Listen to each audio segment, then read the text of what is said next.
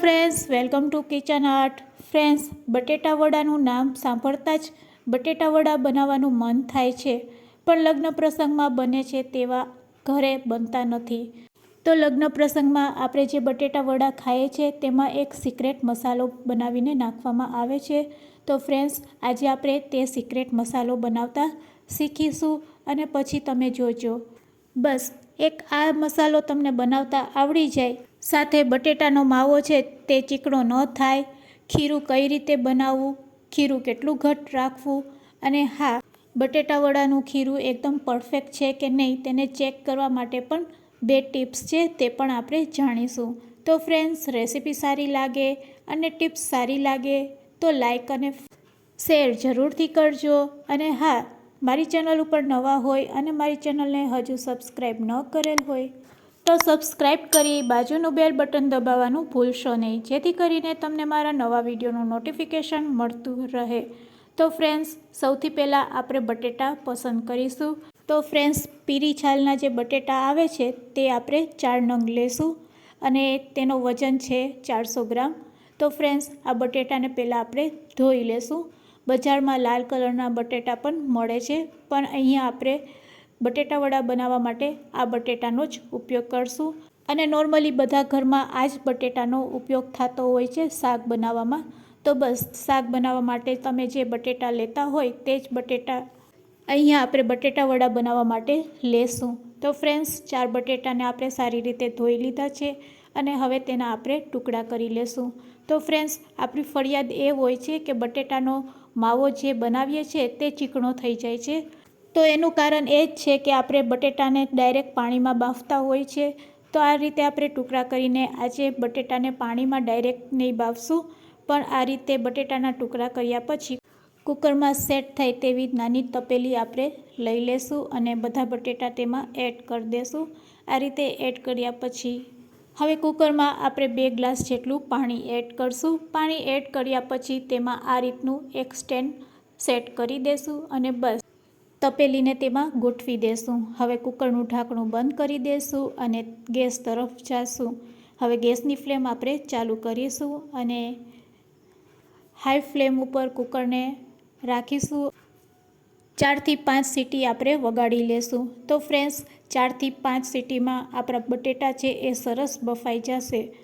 અને કુકર ખોલ્યા પછી જો બટેટા કાચા લાગે તો 2 સીટી વધારે વગાડવાની.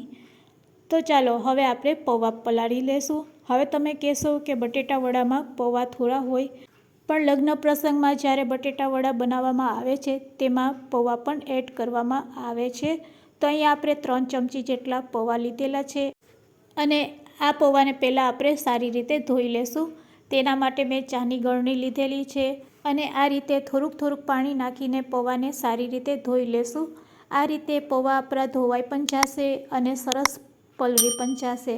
તો ફ્રેન્ડ્સ, અહીંયા આપણા પૌવા છે એ સરસ ધોવાઈ ગયા છે. બસ હવે તેને આપણે એક વાટકામાં કાઢી લેશું.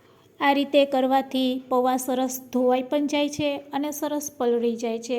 તો ચાલો હવે આપણે બેટર બનાવીશું. બેટર બનાવવા માટે અહીંયા આપણે મિક્સિંગ બાઉલ લેશું અને 1 કપ જેટલો અહીંયા આપણે બેસન લેશું. તો ફ્રેન્ડ્સ, ઘરમાં જે રેગ્યુલર આપણે બેસન વાપરતા હોય છે તે જ બેસનનો અહીંયા આપણે ઉપયોગ કરવાનો છે, પણ આ બેસનને આપણે આ રીતે ચારીને લેશું. તો ફ્રેન્ડ્સ, તો બેસનને ચારવાના 2 કારણ છે. એક તો તેમાં રહેલા ગઠ્ઠાને આપણે દૂર કરી શકીએ છીએ અને જ્યારે તેનું બેટર બનાવશું ત્યારે એકદમ સરસ સ્મૂથ બનશે. તો આ રીતે આપણે બેસનને ચાળ્યા પછી તેમાં આપણે એડ કરશું 3 ચમચી જેટલો ચોખાનો લોટ. તો ફ્રેન્ડ્સ, અહીંયા આપણે ટોટલ 3 ચમચી ચોખાનો લોટ લેશું અને ચોખાના લોટને પણ આ રીતે ચારી લેશું. તો આ રીતે બંને લોટને આપણે પહેલાં ચારી લેશું. તો ફ્રેન્ડ્સ, આ હતી આપણી બીજી ટિપ્સ જે તમારા બટેટા વડા વધારે ટેસ્ટી બનાવશે.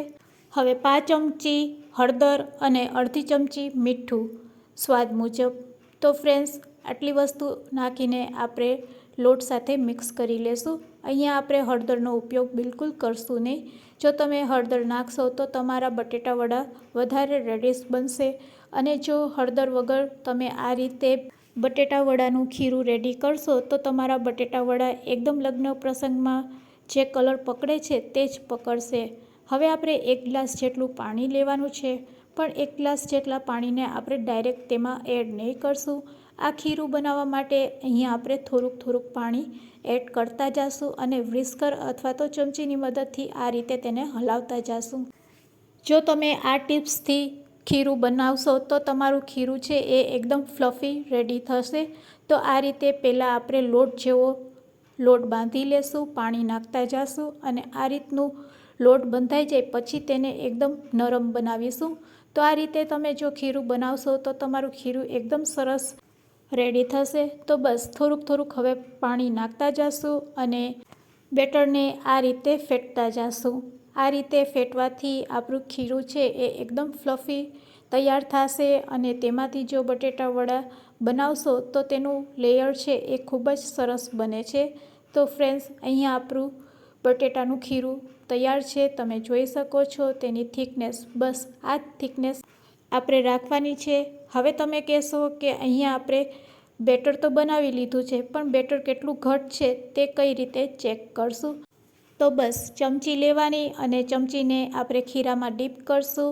ચમચી આ રીતે ખીરાથી કોટ થઈ જાય અને તેના ઉપર આ રીતે આંગળી ચલાવવાની, એટલે તમને ખ્યાલ આવી જશે કે આપણું ખીરું છે એ એકદમ પરફેક્ટ બનીને રેડી થયું છે. તો ફ્રેન્ડ્સ, અહીંયા આપણું ખીરું છે એ બનીને રેડી છે અને અહીંયા આપણા બટેટા પણ બફાઈ ગયા છે. બાફેલા બટેટાને આપણે ડીશમાં લઈ લેશું અને આપણા બટેટા એકદમ પરફેક્ટ બફાયા છે કે નહીં તેને આ રીતે ચાકુથી તમે ચેક કરી શકો છો. અત્યારે આપણા બટેટા ગરમ છે, તો ગરમ બટેટાને જ આપણે આ રીતે ફોલી લેશું. તો બસ બટેટાની છાલ દૂર કરી આ બટેટાને આપણે મેશ કરવાના છે. તો અહીંયા મેં બધા બટેટા આ રીતે ફોલી લીધા છે.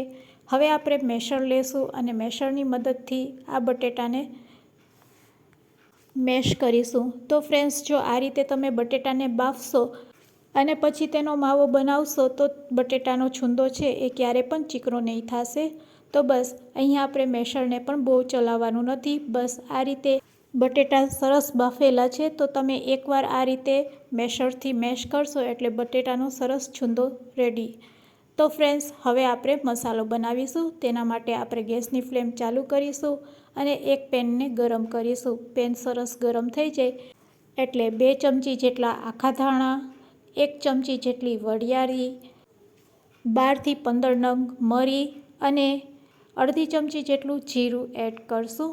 હવે આ બધી વસ્તુને આપણે શેકી લેવાની છે, પણ તેને ફક્ત 2 થી 3 મિનિટ જ શેકીશું અને ગેસની ફ્લેમ એકદમ લો રાખીશું. અહીંયા આપણે મસાલામાંથી મોઇશ્ચર જ દૂર કરવાનું છે. મોઇશ્ચર દૂર થાય એટલે આપણે ગેસની ફ્લેમ બંધ કરી દઈશું. તો ફ્રેન્ડ્સ, 3 મિનિટ થઈ ગઈ છે. હવે આપણે ગેસની ફ્લેમ બંધ કરી દઈશું અને ગેસની ફ્લેમ બંધ કર્યા પછી તેમાં આપણે તલ એડ કરશું. ફ્રેન્ડ્સ, તલ શેકાતી વખતે ઉડે છે, તો અહીંયા આપણે તલમાંથી પણ મોઇશ્ચર દૂર કરવાનું છે. તો ગેસની ફ્લેમ બંધ કર્યા પછી આપણે તલ એડ કરશું અને અહીંયા આપણું પેન ગરમ છે એટલે તલ પણ સારા શેકાઈ જશે. હવે આ મસાલાને આપણે ઠંડો કરવાનો છે. તેના માટે અહીંયા આપણે એક પ્લેટ લેશું અને આ મસાલાને એક પ્લેટમાં કાઢી લેશું. ફ્રેન્ડ્સ, પેન ગરમ હશે તો તેમાં જલ્દીથી મસાલો ઠંડો નહીં થશે. તેના માટે મસાલો આ રીતે રેડી થઈ જાય એટલે આપણે એક પ્લેટમાં લઈ લેશું. તો અહીંયા આપણો મસાલો રેડી છે. ચાલો તેને એક પ્લેટમાં આપણે કાઢી લઈએ અને તેને ઠંડો થવા માટે 10 મિનિટ માટે રેસ્ટ આપીશું. તો ફ્રેન્ડ્સ, હવે આપણો મસાલો છે એ સરસ ઠંડો થઈ ગયો છે. તો ચાલો હવે તેને આપણે મિક્સર જારમાં લઈ લેશું. તો મસાલો ઠંડો થઈ જાય પછી તેને મિક્સર જારમાં લેશું. પછી તેમાં 1 ચમચી આમચૂર પાવડર, 1 ચમચી કાશ્મીરી લાલ મરચું પાવડર, અડધી ચમચી તીખું લાલ મરચું પાવડર, સાથે તેમાં એડ કરશું ચપટી હળદર અને અડધી ચમચી ધાણા જીરું પાવડર. આટલી વસ્તુ એડ કર્યા પછી તેમાં આપણે સંચર એડ કરશું અને સ્વાદ મુજબ મીઠું એડ કરી દઈશું. મીઠું એડ કર્યા પછી અહીંયા આપણે ખાંડ એડ કરવાની છે. ફ્રેન્ડ્સ, અહીંયા આપણે 1 ચમચી જેટલી ખાંડ એડ કરશું. ખાંડ એડ કર્યા પછી તેને આપણે ગ્રાઇન્ડ કરી લેશું. તો ફ્રેન્ડ્સ, આ રીતે આપણે મસાલો બનાવીને રેડી કરશું. ફ્રેન્ડ્સ, હવે તમે જોઈ શકો છો આપણો મસાલો છે એ તૈયાર છે. અને ફ્રેન્ડ્સ, આપણે જે લગ્ન પ્રસંગમાં બટેટા વડા ખાઈએ છીએ તેમાં આ જ સિક્રેટ મસાલો નાખેલો હોય છે. મસાલો રેડી છે તેને આપણે એક પ્લેટમાં કાઢી લેશું. જો આ મસાલાને તમે 3 થી 4 મહિના માટે સ્ટોર કરવાના હોય તો તેમાં ખાંડ નહીં એડ કરવાની.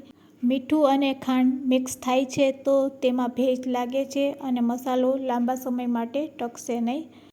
તો હવે બધી વસ્તુ રેડી છે બટેટા વડાનો માવો બનાવવા માટે. તો ચાલો મેશ કરેલા બટેટામાં આપણે પલાળેલા પૌવા એડ કરી દઈશું.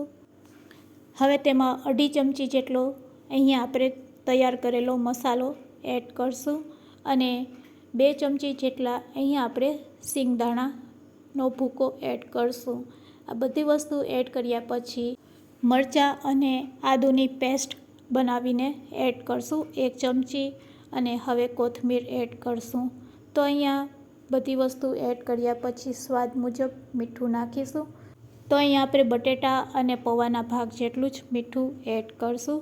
મીઠું એડ કર્યા પછી આ રીતે હાથેથી આપણે સ્ટફિંગ બનાવીશું. તો ફ્રેન્ડ્સ અહીંયા આપણે બહુ વધારે ભાર નહીં દેશું, નકર બટેટાનો માવો છે એ એકદમ ચીકણો થઈ જશે. તો આ રીતે હળવા હાથેથી આપણે તેને મિક્સ કરી લેશું. તો અહીંયા બટેટાનો માવો છે એ રેડી થઈ ગયો છે. તો બસ હવે તેમાંથી આપણે મિની બોલ બનાવીને રેડી કરી લેશું. તો તમારે જે પણ સાઇઝના આ રીતે બોલ્સ બનાવવા હોય તે રીતે તમે માવામાંથી નાના બોલ્સ બનાવી શકો છો. તો ફ્રેન્ડ્સ બહુ મોટા પણ નહીં અને બહુ નાના પણ નહીં એવા અહીંયા આપણે બટેટા વડાના બોલ્સ બનાવીશું. તો માવામાંથી આ રીતે આપણે હળવા હાથેથી બધા બોલ્સ બનાવીને રેડી કરી લેશું. તો તમે તેની સાઇઝ જોઈ શકો છો. તો આ સાઇઝના મેં બધા બટેટા વડા બનાવીને રેડી કરી લીધા છે. 4 મીડિયમ સાઇઝના બટેટામાંથી આરામથી 12 થી 15 નંગ જેટલા બટેટા વડા બનીને રેડી થઈ જાય છે. તો ચાલો હવે આપણે ગેસ તરફ જઈશું અને તેલને ગરમ કરીશું. તેલ સારું એવું ગરમ થઈ ગયું છે કે નહીં તેને આ રીતે આપણે ચેક કરી શકીએ છીએ. બેટર આ રીતે ઉપર આવે એટલે સમજી જવાનું કે આપણું તેલ છે એ સરસ ગરમ થઈ ગયું છે. ગરમ તેલમાંથી આપણે 2 ચમચી જેટલું તેલ લઈ લેશું અને રેડી કરેલા બેટરના ખીરામાં એડ કરી દેશું.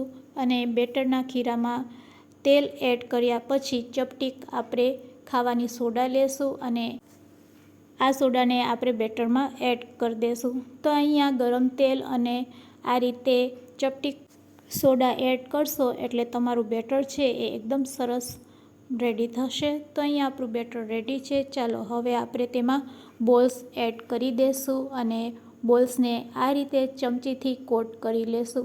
આ રીતે કોટ કર્યા પછી ચમચીથી ગરમ તેલમાં આ રીતે ડીપ કરતા જશું. જો તમને ચમચીથી ન ફાવે તો તમે હાથેથી પણ ડીપ કરી શકો છો. તો અહીંયા આપણું બટેટા વડા બનીને રેડી છે. તો ચાલો બટેટાના વડાને આપણે ફ્રાય કરીશું. તો આ રીતે આપણે બટેટા વડાને હળવા હાથેથી તેલમાં ડીપ કરતા જઈશું અને 4 થી 5 બટેટા વડા તેલમાં આ રીતે ડીપ કર્યા પછી તેને આપણે ફ્રાય કરીશું. તો અહીંયા આપણે બટેટા વડા એડ કર્યા પછી ગેસની ફ્લેમ મીડિયમ કરી દઈશું અને મીડિયમ ટુ હાઈ ફ્લેમ ઉપર આ બટેટા વડાને આપણે તળીશું. તો ફ્રેન્ડ્સ આ બટેટા વડાને તળાતા ફક્ત 2 મિનિટ લાગે છે અને 2 મિનિટમાં જ તેનો કલર ચેન્જ થઈ જાય છે. તો હવે તમે જોઈ શકો છો બટેટા વડા સરસ આપણા ફ્રાય થઈ ગયા છે. તેને આપણે તેલમાંથી દૂર કરી લેશું. આ રીતે આપણે બધા બટેટા વડા બનાવીને રેડી કરી લેશું. તો લગ્ન પ્રસંગમાં બને તેવા બટેટા વડા ઘરે બનીને રેડી છે. એકદમ કંદોઈ મહારાજ બનાવે તેવા. તમને જોતાં જ ખ્યાલ આવી જશે કે આ બટેટા વડા કેટલા સરસ બનેલા છે. તો ફ્રેન્ડ્સ આજની રેસીપી કેવી લાગી તે મને કમેન્ટ્સમાં જરૂરથી કહેજો અને રેસીપી યુઝફુલ લાગી હોય તો તમારા ફ્રેન્ડ્સ, મિત્ર અને ગ્રુપમાં શેર કરવાનું ભૂલશો નહીં. Thanks for watching. ફરી મળીશું એક નવી રેસીપી સાથે.